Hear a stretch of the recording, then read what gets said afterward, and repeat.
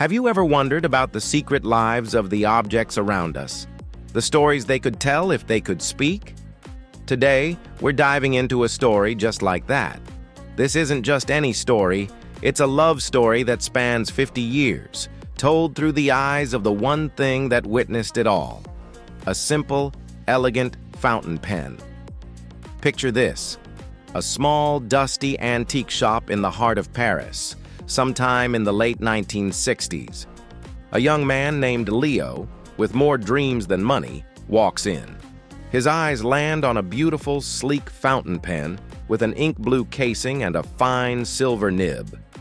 It wasn't the most expensive item, but to him, it was perfect. He bought it, not knowing this pen would become the silent keeper of his life's greatest secret. My story begins the moment Leo's warm hand first wrapped around my body. I was just a pen, fresh from the craftsman's table, but I felt a spark of purpose.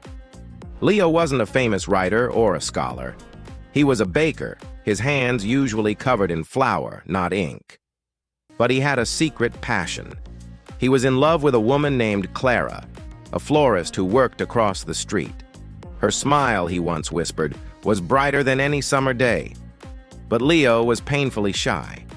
He could knead dough into masterful creations, but couldn't string two words together in front of Clara. So he turned to me. Every night after the bakery closed and the scent of warm bread still lingered in the air, he would sit down at his small wooden desk. He'd unscrew my cap, dip my nib into a bottle of midnight blue ink, and the words would just flow. "My dearest Clara," he'd begin. He wrote about the way her laughter sounded like wind chimes, how the flowers she arranged seemed to dance just for her. He described seeing her through his shop window, a splash of color in a gray world. These weren't just letters, they were masterpieces of unspoken devotion, each word a brushstroke on the canvas of his heart. He poured all his hopes, his dreams, and his profound love onto the pages.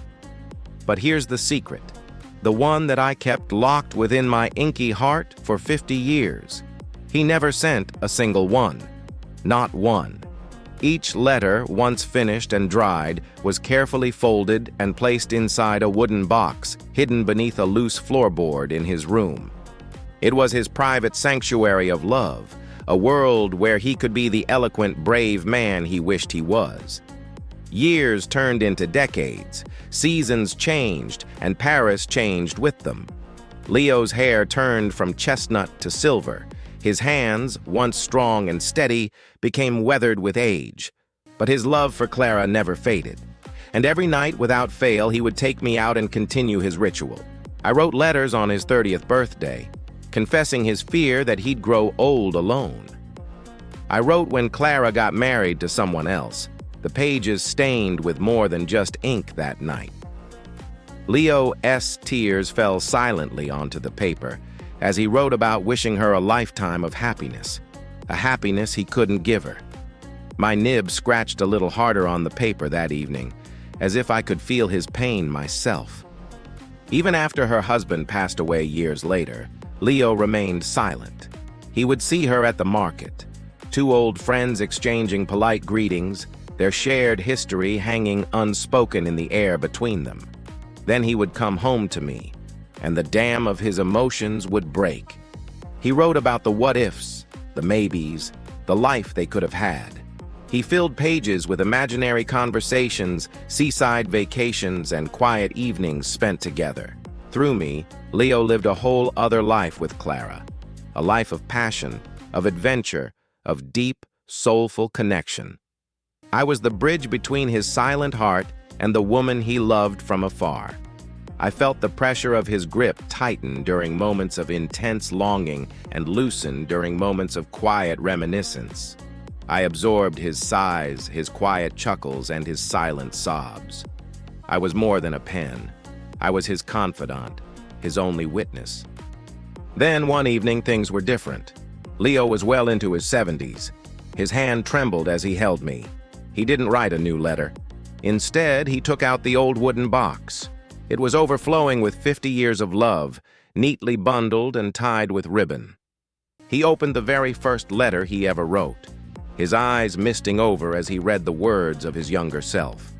He spent the whole night reading, reliving his silent love affair. With each letter, a lifetime of memories flooded back. It was a bittersweet symphony of joy and regret. As the first light of dawn painted the Parisian sky, he carefully placed all the letters back in the box, except for one. The very first one. With a resolve I hadn't felt in him for years, he put on his coat, tucked me into his pocket, and walked out of the bakery. He crossed the street to the flower shop, which was now run by Clara's daughter, though Clara still came in to help with the arrangements.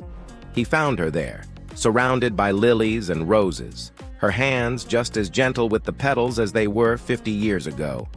She looked up and gave him that same warm smile that had captivated him all those years ago.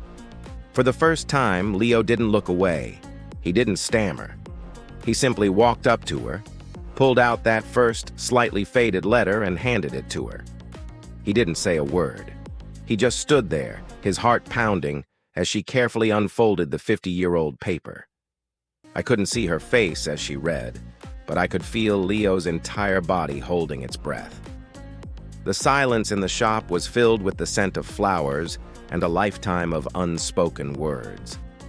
When she finally looked up, her eyes were shimmering with tears. But she was smiling, a smile that was even more beautiful than Leo had described in all his letters. She reached out and took his hand. "Leo," she whispered, her voice thick with emotion. "It took you long enough." That day, I didn't write another secret letter. Instead, I rested on the counter, watching as two old souls, who had loved each other from a distance for a lifetime, finally found their way together.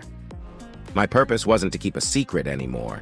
It was to be a testament to a love that was patient, enduring, and ultimately timeless.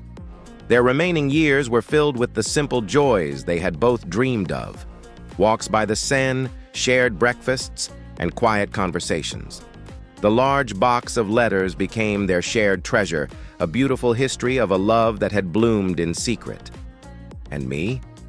I now sit in a place of honor on a small desk in their home, my ink long dry. I am a reminder that it's never too late for love, and that sometimes the most powerful stories are the ones that take the longest to be told. The objects in our lives are silent witnesses to our journeys, holding our memories and our secrets.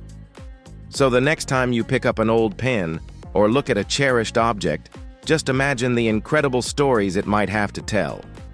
Thank you so much for joining me on this journey today. If this story touched your heart, please give this video a like and subscribe to the channel for more emotional stories from the secret lives of inanimate objects. We'd love to hear your thoughts in the comments below. Do you have an object with a special story? Share it with us. Until next time, take care.